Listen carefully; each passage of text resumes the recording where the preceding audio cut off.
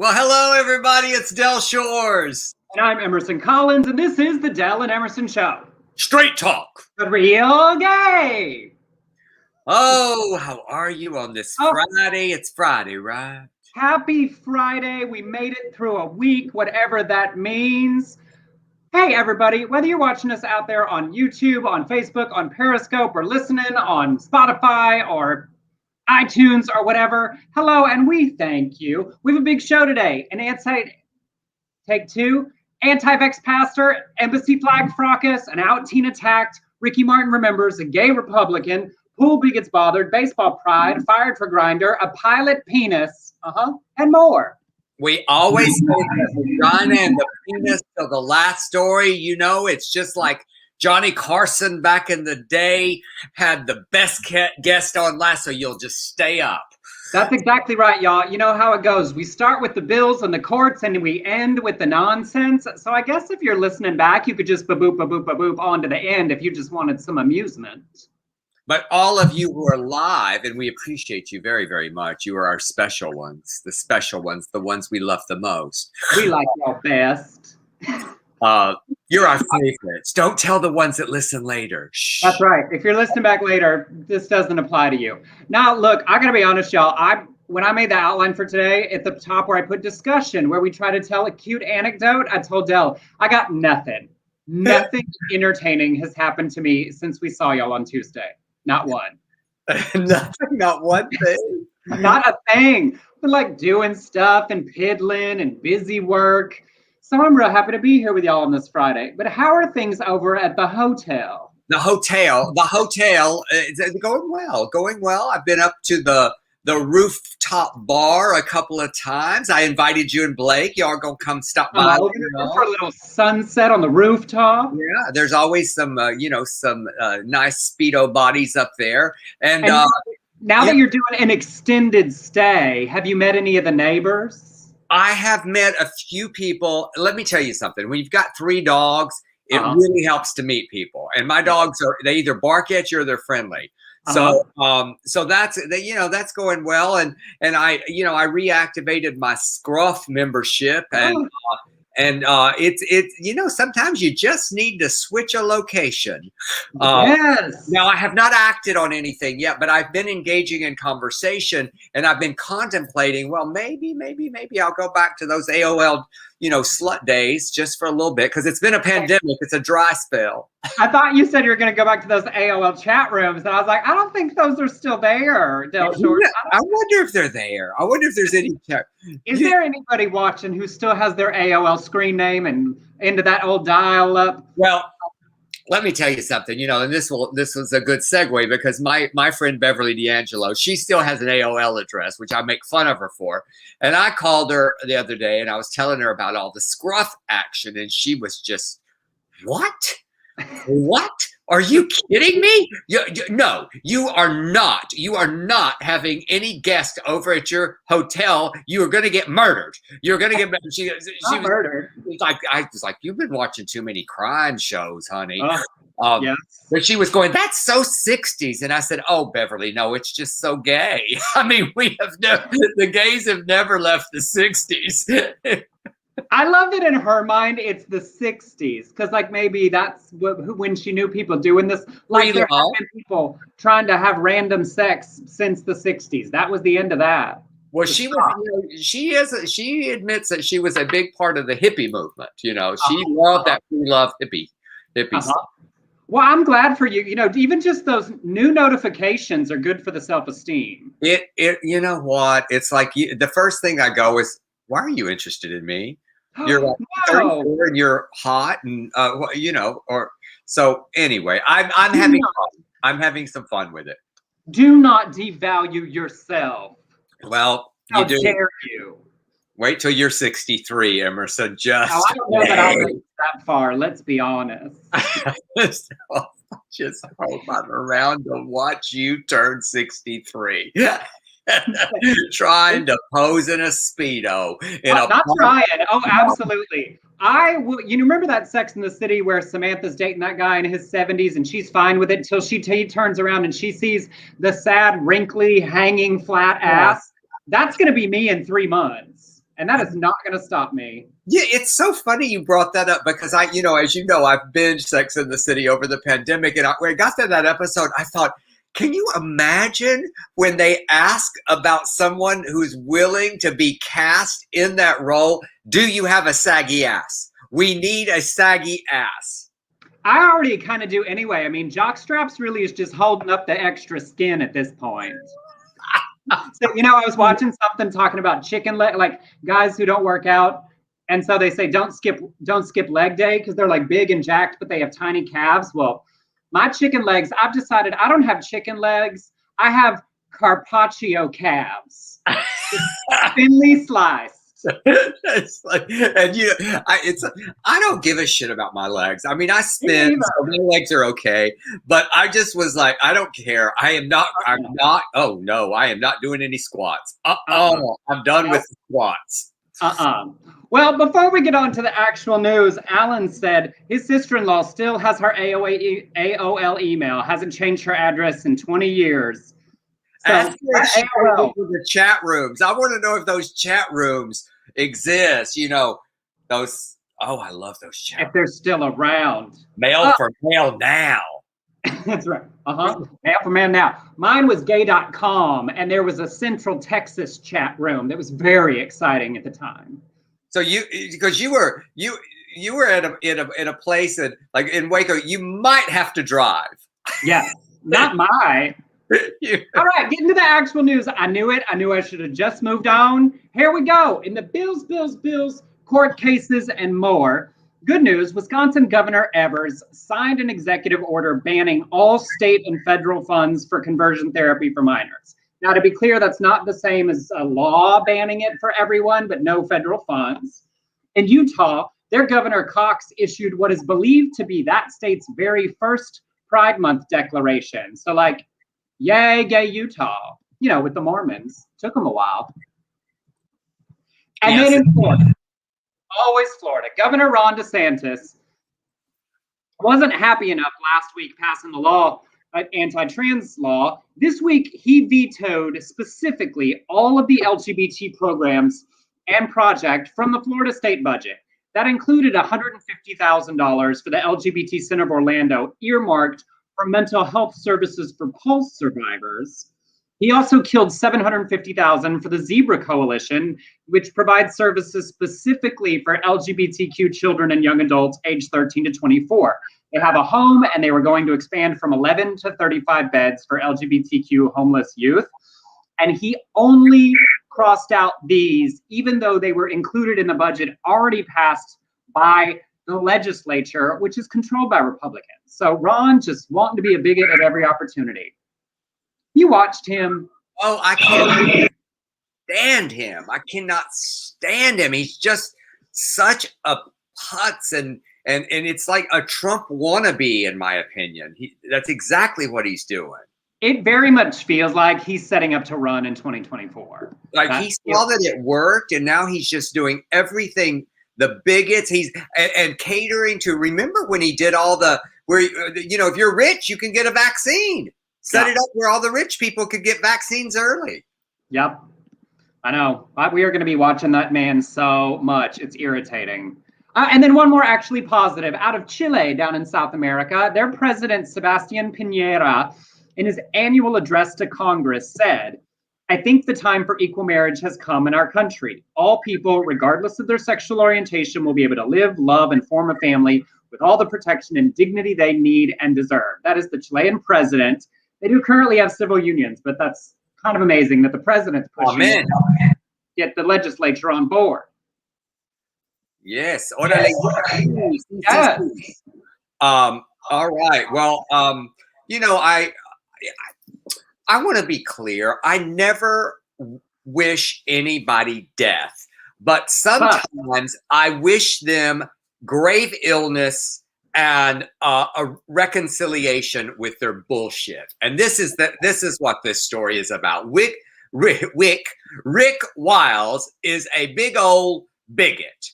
And he's founder of True News. He's also from Florida. He's down there in Florida. When a board member of the LGBT bar in New York died from COVID last year, Rick, Brother Wiles, proclaimed it was God's judgment. With an outbreak at a synagogue in Israel, he said, "You are under judgment because you oppose his son, Jesus Christ. That is why you have a plague in your synagogue."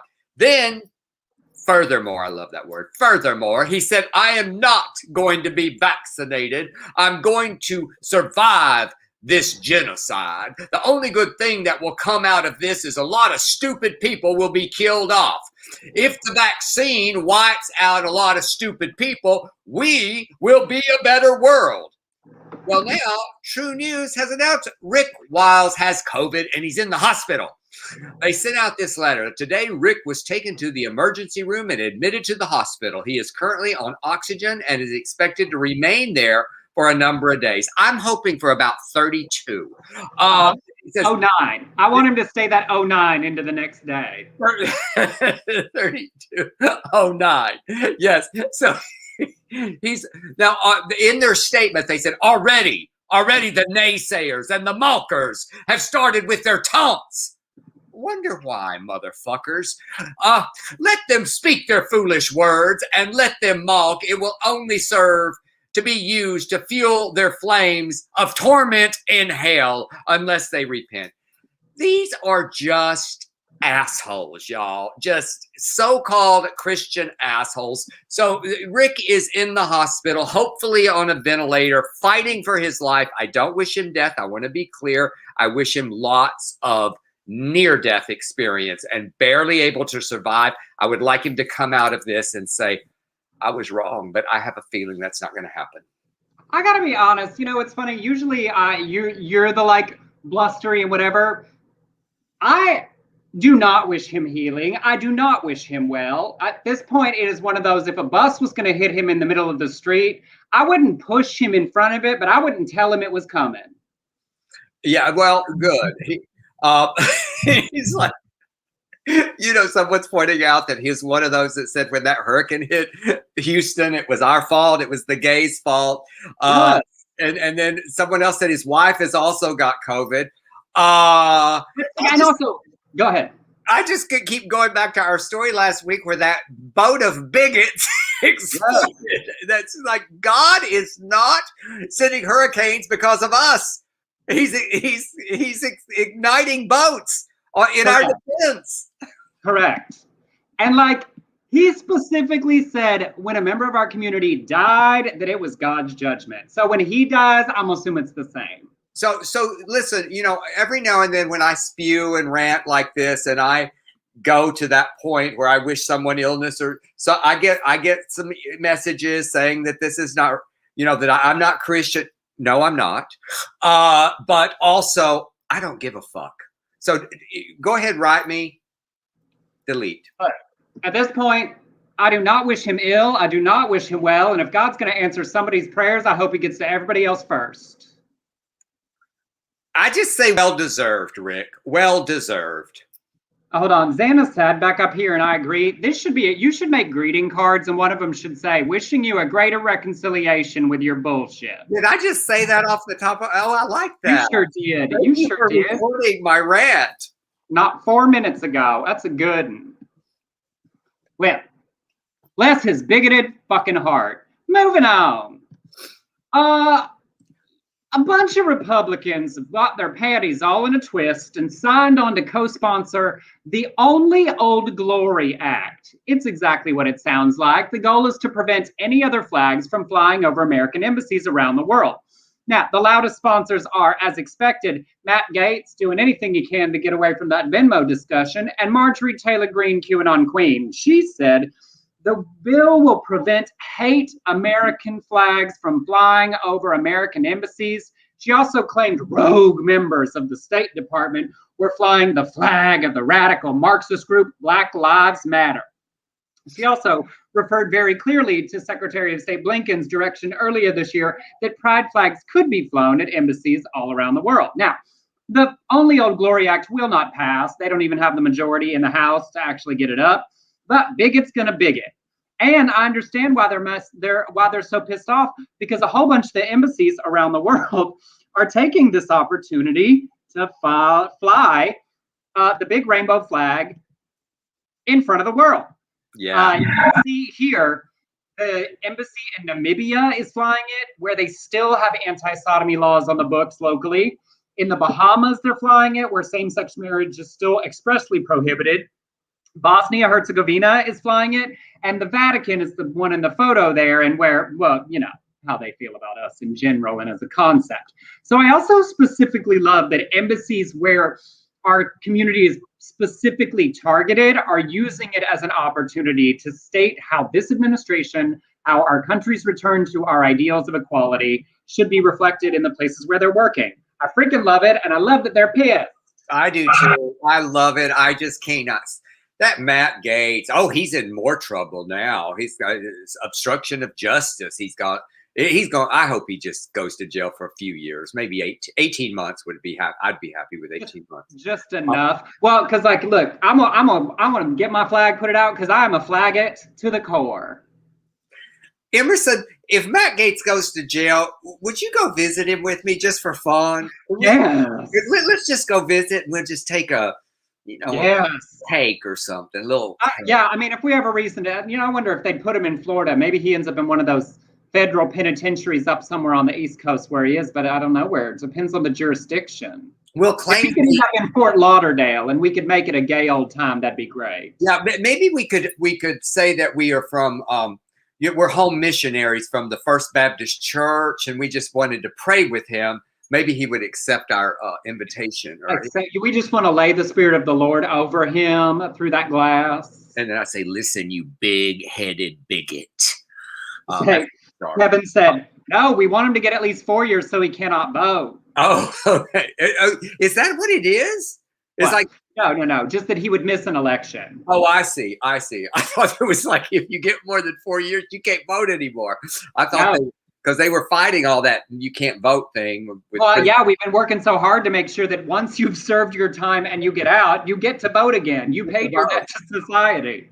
So, all right. Well, now we have a back to the flag. This is a sad story. And Tristan Torres is a 14-year-old at Defiance Middle School in Ohio. Last week, he was standing on the bleachers wearing a pride flag when he was attacked. A video caught him being grabbed from behind by the flag around his neck and yanked backwards. They started hitting him with it, and then all of a sudden he's surrounded. He said that he was wearing the flag and because it was his way of saying, I'm gay, and I'm not hiding it. He said, I was wearing it to state just because one person is who they are, proud of who they are, doesn't mean others shouldn't be proud of who they are. And his mother, who I watched that video, and so lovingly, she said, he's so used to being bullying. It was kind of nothing to him, but to me, it was heartbreaking. And just watching her with him, it was uplifting and heartbreaking at the same time because she loved her son so much and she was offering him support. The school district said that they take incidents like this very seriously, and it was dealt with swiftly and with the school administration and local law enforcement. So anyway, that's just kids should not have to. And I have to say, when I watched the video, I don't know how he was not hurt because he just fell back on his back on those bleachers. Yeah, it was definitely an intense video and like could have really, really put him in danger. And I got to thinking about, like all of that. Him literally standing there wearing the pride flag like a cape, like some young super gay hero, like is amazing. And then the matter of factness of him being like, yeah, like if his mom's saying, he's used to it. He's dealt with it. It was kind of nothing to him, but he's dealt with so much of that. I'm thinking of, being that age, 13, 14 years old. I can't even fathom what it would have been like to like go to school proclaiming something that loudly and proudly, knowing what could happen and being strong enough to say, I don't care, I'm doing this anyway. Right. Sweet little Tristan. Yeah. Well, I tell you what, I talk about this all the time when I teach acting and writing. You use that to be a better person for one thing. You also use it in your writing, in sometimes these curses become our blessings and telling our stories. And so I really admire that he not only went through this and he was so out and proud, but I do admire that he's speaking now at 14 years old. Yeah. And I do like that it sounds like the school dealt with it very quickly and aggressively. You know, it doesn't seem like they're fighting with the school at all about the response. So weird progress and finding the silver linings. I like your shirt, by the way, Emerson. I just noticed it's. Thank you. Those of you listening later won't get to see it. I'll tell you what I did. I don't know if anybody else felt this, but in the pandemic, like now that it's time we're coming to meet you after this, I hate all my clothes. After 16 months of like, you know, all of my like lounging around like casual t-shirts are just threadbare and sad, you know, like those old Hanes with the hole in them that you see like a straight guy wear. And I just decided I needed all stretched out. Yes. So I just decided I needed some new shirts, but you know, on a budget. So I went to Target and bought a bunch of new $10 t-shirts. You're very cute. You're over there saying, throw me away. Now, I was necessary. I mean, literally, these are like, oh, for bouncing around shirts and like wearing in the house because I'm like embarrassed looking at Blake in my like sad, faded, like dead collar V-neck t-shirt. Thank you. I appreciate that compliment. I love it. I love it. It just makes me want to go run in a field. Yes. It's festive and, you know, for the summertime, but I do better with dark colors near my face till I get a good tan. Yes, look at you spreading it. Just checking. Now you all are just watching us use the show cameras as mirrors. Let me see. What do I have in my tooth there? I definitely watch myself 50% of the time, even though I'm the one talking to you. All right. But in continuing the coming out theory, one of my favorite things about Pride Month is how many people who reach the point where they are ready to finally share openly that they are a member of our community, who take the time during the month to share that news with the people close to them or with the world. And there was a notable one that I loved this week. I am a big fan of the new High School Musical, the series, that is the TV series airing on Disney Plus right now. Now, the reason I'm watching it is because Blake was a super fan of the High School Musical Disney television movies. Well, Larry Saperstein is one of the main characters in the cast. He's this adorable redhead, and he just came out as bisexual on TikTok. He put up a video, and the text says on screen, plays a character with a girlfriend on TV, is bi in real life. As the song underneath it is singing, there's one thing you can expect from me, and that's the unexpected. But then he made the caption, is it really that unexpected though? Which was adorable. Oh.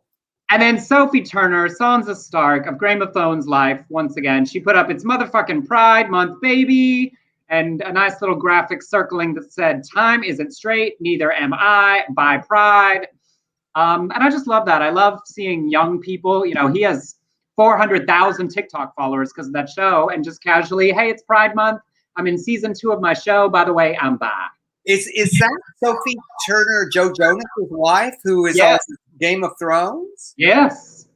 Oh my goodness! I feel like she said it before. I don't think that was necessary. I watching Game of Thrones because my daughter Rebecca has just beaten me down to watch Game of Thrones. And now I'm hooked. So. Oh, I read all those books years and years and years before the TV series because, you know, I love a fantasy novel about some nonsense. You used to read all the time. When I first met you, you were like a little bookworm. You had, and I was like, God, Emerson chooses really thick books. Y'all, this is the way I used to choose books. I would go to the sci-fi fantasy section and look, is there more than one in the series? Yes. And are they super thick? I'm in. Is it about some made-up religion, some made-up magical system, some world that doesn't exist? I am in. Fantasy, like it's none of my friends. I'm like on an island by myself. It's my favorite. You give me like magic, superpowers, nonsense, and invented religion and world, I am in. This week, one of my friends said, I want you to read my friend's novel. It's really good. I said, how long is it? And she said, 780 pages. I said, oh, no. I'm not reading that. No. And then in continuing to celebrate Pride, this Irish woman, she's enough of a bigot that they banned her from Twitter, but she was doing a live stream. I'm going to show y'all the video. It's real quick, 10 seconds, what she said. Gemma. Here's Gemma O'Doherty saying, I don't see anyone or know anyone who is gay who is happy. I just don't. It's a miserable lifestyle. It's a promiscuous lifestyle. It's a dark lifestyle. Oh, y'all, it is dark, miserable, and promiscuous. I mean, that is so many things. First of all, I think if you're promiscuous, you're probably not going to be miserable. She must not be doing it right. But what I loved was somebody posted the video, and then an out member of the cast of Emmerdale, that's a big soap in the UK, posted a response to it, and people jumped on board from everywhere. Michelle Hardwick said, "Yep, this picture radiates misery." And there was just a floodgate of responses. There's Michelle with her wife and kid. Here's these two, happy and gay. These two women, very happy, thanks for asking, together for 14 years. These old sweet men together 35 years. And it just went on and on and on. And it became this wonderful thread of joyful queer love. So sorry about your bigotry. We're having a grand old time being dark and promiscuous and happy. You said these old guys that are like my age or younger. They are definitely not younger than you. I think they are.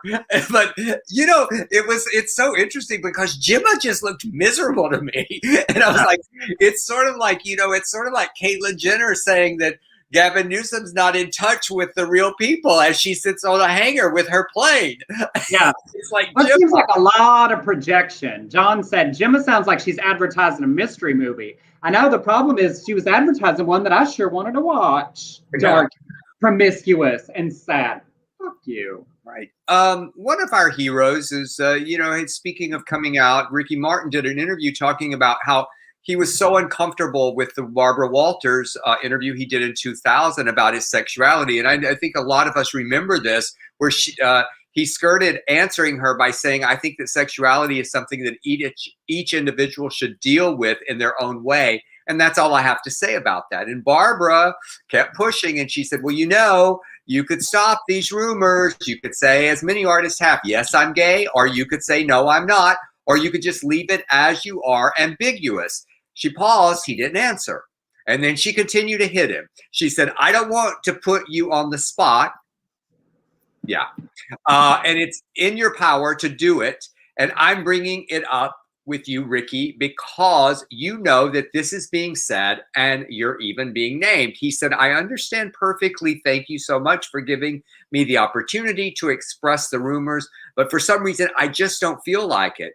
So in a new interview with People, Ricky said, there's a little bit of PTSD about that situation because I felt trapped, a bit trapped. I even felt violated because I was just not ready to come out. A lot of people say, what would you do differently? Well, maybe I would have come out in that interview. It would have been great. It would have been great because when I came out, it did feel amazing. But that day I was afraid. I was not ready. And then he said, and I just love this quote. He said, you can't force someone to come out. But if you have an egg and you open it from the outside, only death comes out.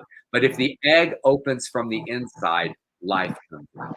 So I think his lesson here is it's not up to anybody to force somebody out. That's their decision in their time. And when they do come out and they're ready, then beautiful life happens.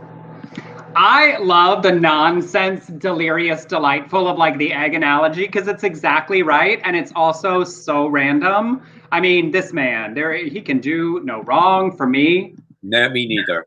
And I remember that. I remember watching that interview as a very closeted Baylor student. And as I went on a deep dive so I could watch the whole interview again before we talked about it. And then I also found where Barbara talked in 2006 about wishing she had done it differently. And then she did a round of clips on another show later talking about some of the biggest mistakes she made as an interviewer through her career. And she's talked about it. And I really love that too, that she's publicly acknowledged I should not have pushed, where we were in the time. They were asking lots of people. And so I sort of appreciate that from both sides, that they can both look back and think, he's like, maybe I could have, but I was afraid. And she's like, I shouldn't have done that way. And I just like seeing the growth of our. I didn't know that, Emerson. Thank you for telling us that. I like it when people say I was wrong about that. Yeah. And also, and you watch it, and now as a kid watching, I was like just thinking, oh my gosh, he's so handsome, and maybe he's going to say this. And now as an adult watching it, all I can see is his mind spinning. Like, what do I do with this? What is this moment? And so I love that for him. And they've got those kids, and he's living his very best life. He is indeed, and he is truly one of the most beautiful men that I believe that has graced our planet ever. Absolutely. Like, yes. All right, well, we have reached the halfway house of our show. If you enjoy what we do here and you are sitting on a pile of money and want to share a little bit with us, as always, you can send us a tip on Venmo to @EmersonCollins or on PayPal to beardcollinsshores.productions@gmail.com. It's in the ticker below, and as I am saying it, typing it into the chat room. We appreciate those of you who can contribute financially. Thank you to Bob, who already did today. To those of you who can't, the best thing you could do for us is share this broadcast while it's happening or when it's done. If you are listening to the podcast, promote, tell people that they should subscribe. We are sitting at dead even on our podcast listeners, and it'd be nice if that could climb a little bit, and you sure could help us. Tell people about us. Tell about us. And last week, Jigs gave us $9.99 and Emerson $9.99. I got the internet, and Emerson got that shirt. Yeah, that's exactly right. Making our purchases. All right. As you can see, I am much better with the internet here at the hotel. I went down, and the very lovely lady who was behind the desk, she said, "Here's a secret code you can have." And you look beautiful.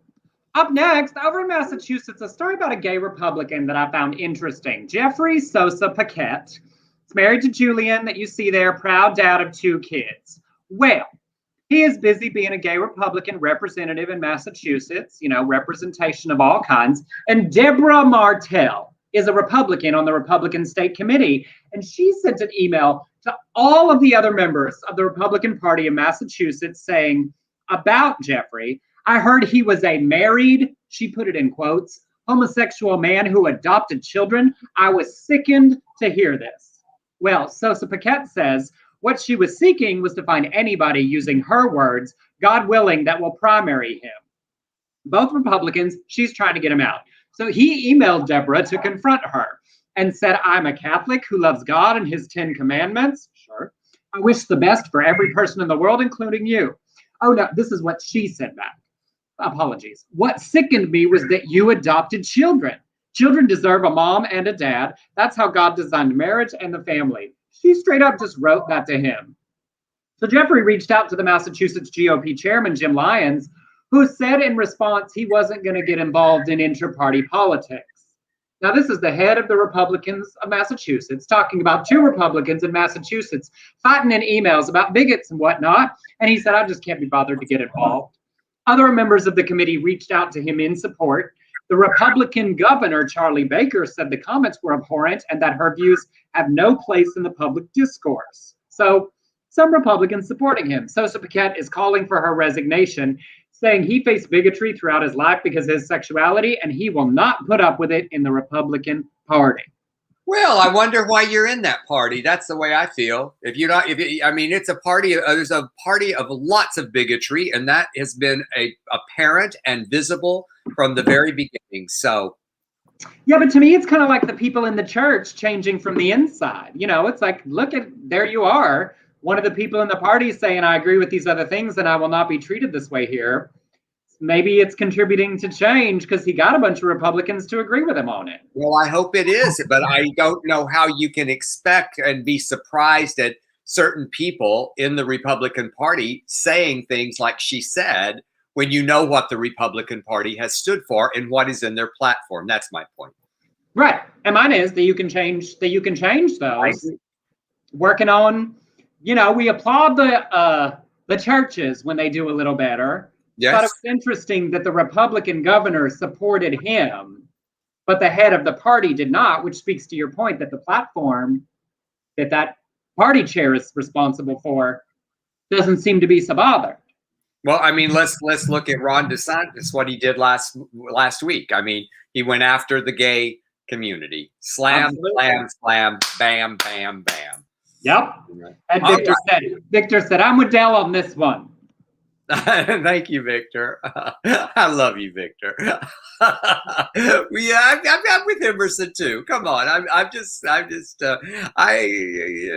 have some issues. All right, I want to address something. I got a beautiful, not a beautiful. I mean, it was a message of angst. It was a private message, and I asked Kitty, who is in our chat room right now, permission to read it, and I just wanted to talk to Emerson, you, and see some thoughts about this. So Kitty wrote me, and this is said, so I have been unemployed since last August. I've been applying to so many places, and I have interviewed and feel like I'm getting discriminated against because I'm trans. For example, I applied at American Furniture Warehouse for a sales position. I was there recently before that, chatting with a friend, and I saw a salesperson who must have been at least a 65-year-old man, a young 20-year-old woman, and my friend who's in her 50s. Well, even though I did a pretty good job at the interview, I still didn't get the job. My friend who is gay and is in his late 40s has applied at a restaurant in downtown Denver. He also did not get it because the majority of the people there are in their 20s. So there's like, she's pointing out there's some age discrimination there. Our friend who is tall, a black woman, a tall black woman, has been having a hard time getting a job as well. My point is, on the news anchors keep bringing up the subject that there are those on unemployment who do not want to work. Now, this is such a valid point because we're getting paid too well. Well, let me tell you, I need to work to finish my surgeries for my transformation. I also need to finish remodeling my home. I just am not getting hired, and I'm only approved for 1 year of unemployment, and my funds won't make it through the year. But I hate the assumption that we don't want to work because the money is great. So I think what, in my discussion with Kitty back and forth, I see her point is that sometimes there can be discrimination, and you can perceive discrimination, but it can be, but the excuse is it's something else. Oh no, you didn't have enough qualifications. This, fill in the blank. But the real reason is, and if you're feeling it, sometimes I think your gut is right. So I just wanted to read that and what, hear what you have to say. And to Kitty, to her larger point, and she's here, particularly that thing where some of the states with the lowest income rates have had governors saying they are rejecting the additional $300 pandemic unemployment assistance that's supposed to run through September. So they are punishing people in their states who can't find work, who need that money to survive, because what it is it's too many people that have lived too long at upper middle class or above wages and lifestyle, who somehow think, I believe the highest regular unemployment in the entire country is somewhere between $450 and $500 a week. That's $2,000 a month at the very max, and most states are far significantly lower than that.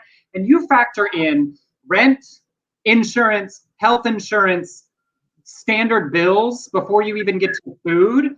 Nobody anywhere is living the high life on unemployment. This concept of the welfare queen that was invented in the 80s, that's primarily racist in the first place, the first examples, is an imaginary concept that, like, rich Republicans who don't want to help their neighbors, even though that's one of the first things the Bible says to do, who think that people are just kicking back, drinking and smoking on the porch, living the high life off between $1,000 and $2,000 a month. And it's not real. And now they are punishing people because of this invented idea that people are not going back to work.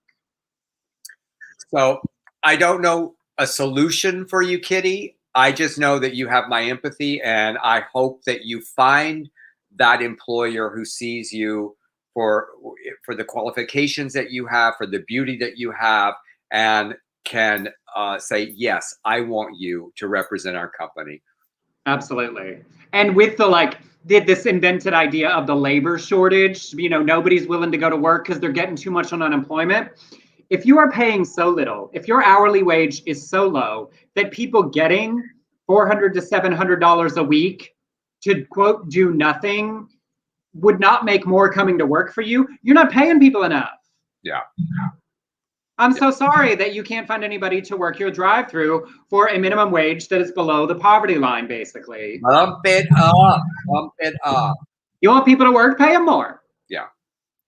Thank you, Kitty, for sharing that and for being vulnerable enough to let us share it and talk about it on the show, because it affects a lot of people, you know. Huge. And, you know, the unemployment, today we got good news with unemployment. It's gone down to record low since the pandemic. So there is some progress happening with the Biden administration.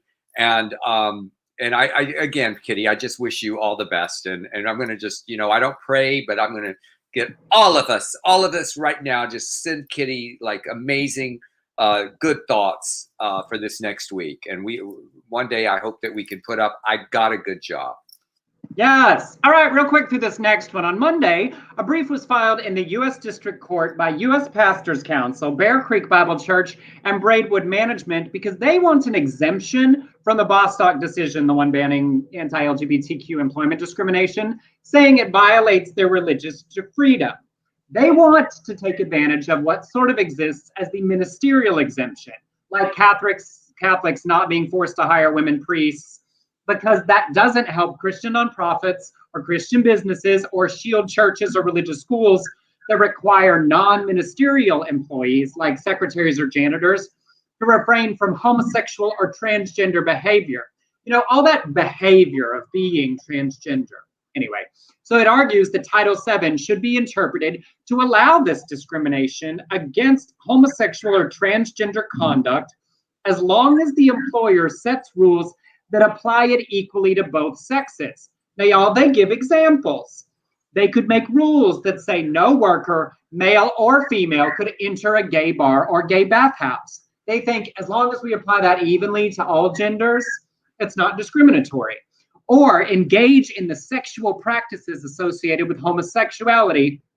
And then somebody over there knows a little too much because they very specifically had mentioned use Grindr or other dating apps used primarily by homosexuals, or seek or obtain hormone therapy or genital surgery unless it's for a condition other than gender dysphoria. So they used a bunch of examples of discrimination to say, but if we applied it to everyone, it's not discrimination and we can do what we want. And they want it to be a class action, so it will apply for everybody. So Bigot's gonna bigot, this process continues. See what I'm doing? I'm reaching. They're just reaching. But like somebody over there knew a lot about Grindr. I know. They had said, oh, you know what? I heard about this Grindr. I'm just going to go check it out. And then we can. Seems like they might be the type to be toe tap dancing in a bathroom. I'm just saying. Could be. All right. Well, this made me happy when I was watching this. I knew it would. Video from the Black Bait area, Instagram shows the moment a group of women, it should be a group of Karens, were escorted out of the pool area by security. The caption explained that a pack of straight women demanded that a queer Black woman stop kissing her girlfriend in the pool because there were children present. They added, of course, there were many other straight and white couples in the pool with plenty of PDA, but they only insisted that one Black queer woman stop. So when the video starts, you can hear shame, shame, shame. And y'all, they are relentless. They do not let up. They just shame. Have you gotten to the Game of Thrones shame, shame, shame scene yet? No, I have not. Is that from? It's from? It's not, but when you get there, you will go, oh, that's this. Okay.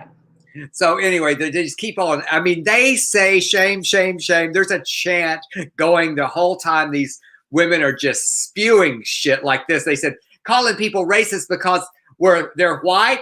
How is that shame? Fuck off. Now, then she flips them off. There she is. Now, listen, do not forget this. They are upset because children are present seeing a woman kiss a woman, specifically a Black woman kissing her girlfriend. Yet they are screaming profanities. One named Deb, it's written on her Starbucks cup. She stops and asks, "Do you guys have children?" When they say no, she says, "Good, because you'd be a terrible fucking dad." Literally, there are children like 3 feet away. As she's spewing this, then she gets really fake offended and says, "I have never met anyone like you guys. I'm a Jewish woman from New Jersey. You are a disgusting piece of shit." Children right there. One of them calls her suburban and she yells, "I live in Oakland, you piece of shit." Then right in front of the kids that are at the end of the pool, right at the end, as she passes these kids, she goes, "You're a loser and a fucking loser of the world." And scene. Oh my God, it is so fantastic. And now keep in mind, shame is going through all of their rants. Yes. Now here's a couple of those moments just so y'all can see. And my favorite part is when she says you're a loser, a fucking loser of the world. She's doing that thing where your brain, like your mouth is moving faster than your brain, and she just could not figure out where to end it. Standing 3 feet from a child. Okay. Here is white ladies at the pool.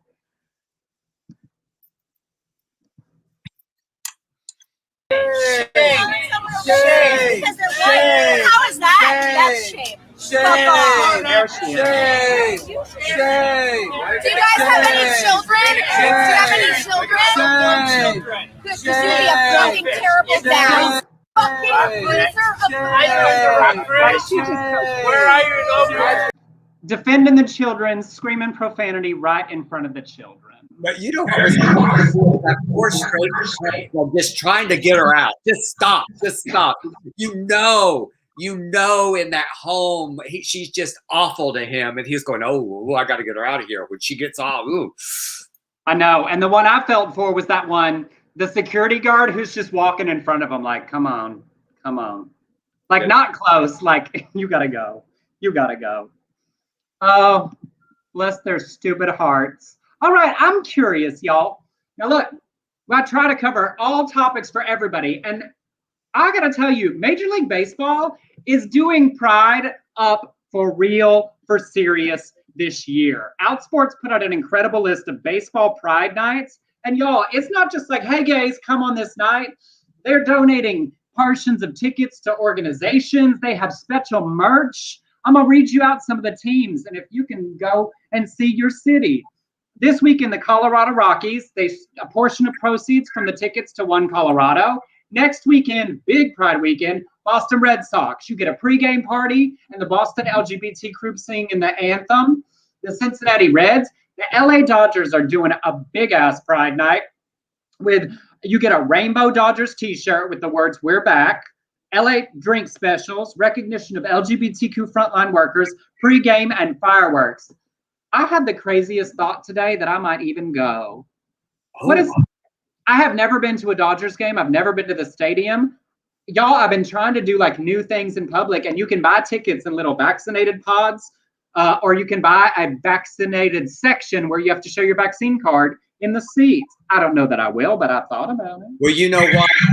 All you have to do is call Rebecca Shores, who knows everything about the Dodgers, and she will take you in and she'll show you where to sit and she will call the game for you. Does she have season tickets? No, she doesn't. But if y'all want to go, I'll pay for her part. Oh no, I love her, but this is the gay boys' night out. Oh, I see. All right. You know, if you were to go. And then others, the Arizona Diamondbacks, you get a Pride cap. Oakland A's, you get 25% cheaper tickets and a rainbow rally towel. San Francisco Giants are doing theirs with San Francisco Pride. Tampa Bay giving out fanny packs. Milwaukee Brewers, you get a Pride logo hat. Later this month, the Braves, you do a pregame party and a Pride cooler bag. Cleveland, they have 2 different ticket packages with a flag with that old name they're getting rid of on it. And then a cap featuring the rainbow or trans flag. The Royals, you get a rainbow tank top. The New York Mets, you get a doubleheader, 2 games for the price of 1. In July, the Minnesota Twins have 3 different rainbow team jerseys with preferred pronouns on the sleeve. I mean, That is fancy. The Chicago Cubs doing a 20th anniversary of Out at Wrigley. Pittsburgh Pirates and Washington Nationals in August. You know, I don't even like sports that much, and I was impressed with how many teams are doing something. They've got merch for you. They're donating to our organizations. Sports ball is coming along. I know. I really love this. I mean, I'm so not sports oriented. I think I've been to one Dodger game, and I've lived out here forever. But I just thought this was so great. And first of all, they know now there's money. The gays have money, so you know, cater to us. And, and we will come. Welcome. And I like the ones most where they're donating it to one of our organizations. But look at that. Kansas City tank top with rainbows. That's the Brewers fanny pack. I mean, y'all, there's merch. But yeah, make sure that it's a donation to an organization, not just, you know, taking our dollars. I know. And I felt badly because I know your big philosophy of this, but I had to buy that Lego for my friend Danielle. It's her birthday coming up, and she's a big old Lego person. But I don't think they were giving any money to any. But also, you know, there's interesting things that a gay man in their organization designed it. You know, it's like speaking to their employees. There's lots of rooms for successful approaches. Whew, thanks for letting me off the hook. Oh, as Victor said, I like the double header. I assume you mean game and not dildo, maybe both. All right. Oh, it's for you and a friend. All they needed, I was thinking, Emerson, they needed a Speedo. They needed a Speedo as one of the things. But now I want somebody to do a double header, double dildo merch. Yeah, that one. Come see 2 games and get a dildo for you and a friend. Pride. I don't think we're there yet. Okay. Step by step. All right. Fresh Carnival is a restaurant in say that word, please, for me. Saskatchewan. That sells carnival themed food, hot dogs, hamburgers. What? Poutine? Poutine. It's Canada. How'd you spend all that time in Canada and you don't know what poutine is? I don't remember poutine. It's that weird like gravy and cheese curds and. Oh, I do remember it. I didn't want it. Anyway, they also have funnel cakes and booze. They put out a Pride-themed featured shake that is white chocolate with a mini white chocolate sugar cookie. And then they got trolled by someone by saying, "Stop supporting the freaks. You lost my family's business since you are freak lovers." And they answered back, and I love them for this. "We support all people being comfortable and loved exactly as who they are. If it means losing your business, we're okay with that. Have a great night." Then they shared the screen caps that said, "This is why there is a Pride Month. We will continue to support the LGBTQ2S+ community, and we won't mind if those who don't take their bigotry elsewhere." That's a good t-shirt. Take your bigotry elsewhere. The community supported them, and one man wrote, "I am about as plain Jane as it comes. I'm a straight Caucasian guy from farming roots. Love is love, and I will be checking out the location for the first time. Keep up the great work and supporting equality and kindness in your world." There you go. I love that so much. That straight Caucasian guy from the farm who said, "Just so you know, I'm as plain Jane, and I'm glad about what you're doing." I loved it. Love this story. You saying that bigotry made me think, you know what I want to do this year for Christmas? What? I'm going to get like a little tiny 3-foot tree, and I'm going to make little ornaments out of like Matt Gaetz' face and Marjorie Taylor Greene and Ted Cruz and decorate it with it and call it my bigot tree. It's fantastic. I have too much free time, y'all. I'm so easily entertained. I appreciate that some of y'all are too. Wait. Rob just did a commercial for Caroline Shores. He said Caroline Shores is having a drawing on her Etsy store for Gay Pride. You can win dog bandanas. One is the Gay Pride flag. I hopefully figured out how you enter it because I want to win. So y'all go check out Caroline's Etsy store. Xana said, can y'all post her Etsy store next week? I don't know what her Etsy store. We want shows next week. We're not doing shows next week. It's Caroline's Joy. Just look on Etsy for Caroline's Joy, and because I'll post it on my Instagram because she's sending me bandanas. So y'all follow me on Instagram if you're not already, and I'll post all the information for her Etsy store because she has she sent Bitsy May and Gracie and what's that other one? Sissy. What's that other? Found it. I put it in the chat. Y'all go check out Caroline's Joy on Etsy. Oh, thank you, Emerson. You're a good uncle. Welcome. Gunkle Emerson. Okay, now this next story that we said, pilot penis. I saved it for the end. Just so y'all know, I do work hard on this show, and I get stories and I save them and I rearrange them so that the mood stays varied through the show. Like earlier, we did pride flags into flag poles, into the boy with the flag, into the coming out. I think about this shit. So I've been sitting on the story for 2 months because I didn't understand the beginning of it. Back in April, a now former Southwest Airlines pilot had been charged with committing a lewd, indecent act mid-flight on a flight from Philly to Orlando last August. Now, the court filing said he intentionally committed an act of lewd, indecent, and obscene exposure of his genitals in a public place, presumably on that airplane, and that the acts began, continued, and were completed while the aircraft was in flight. He did not say what happened, only that he exposed his genitals during the flight. And so I was going to do the story at some point and say, what do y'all think happened? And we could all figure it out together. Well, the mystery has been solved. This week, this 60-year-old pilot was sentenced to probation and a $5,000 fine, and we got most of the rest of the story. During the hearing, this pilot said, "It started as a consensual prank between me and the other pilot. I never imagined it would turn into this in 1,000 years." Now, consensual prank between me and this other pilot. This other pilot being a woman he had never met before or flown with before. When the plane reached cruising altitude, he got out of the pilot's seat and disrobed and began watching porn on a laptop in the cockpit. This pilot is just standing naked, cock in hand, watching porn on his laptop, and this was supposed to be a consensual prank. The prosecutor said as the plane continued its flight, he further engaged in inappropriate conduct in the cockpit as the first officer continued to perform her duties as an assigned crew member. He had never met her before this flight, I would like to point out again. Now, this pilot accepted responsibility, he made no excuses, and his lawyer asked for leniency given his lifetime of hard work and kindness. I don't know that I would have gone with the phrase hard work, given the circumstances. But y'all... And I think I would have limited my usage of cockpit.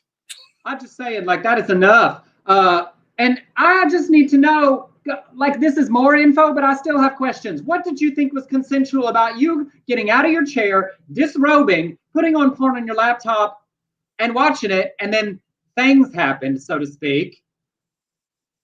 It's a lot. It's very audacious. Like, like, what was happening in his mind? I can't imagine. I just can't imagine saying, you know, I'm just going to jack off. Will you just, then over? And then, like, drum cymbals, but like, where's the punchline, sir? If this is a joke. He put the cock in the cockpit. He put the cock in his hand. He put the cock out of his pants. Not, sir.